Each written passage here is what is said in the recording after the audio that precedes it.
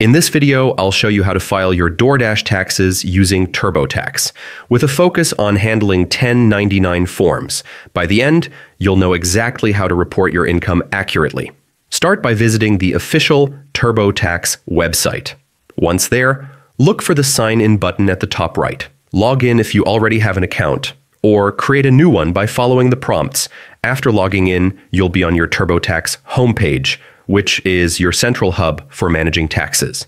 Click on the Federal section to start working on your federal tax return. Then navigate to the Wages and Income section on the left-hand menu. This is where you'll report income from your Doordash work. Within this section, use the search bar to type in 1099 NEC. This form reports non-employee compensation, which is typically what Doordash provides, summarizing your annual earnings. Entering it here ensures your income is recorded correctly. Next, go to the self-employment section. This is tailored for freelancers and gig workers. Click the Start button to begin entering your details. Turbotax will guide you through screens where you input your earnings and any business expenses, such as mileage or other costs.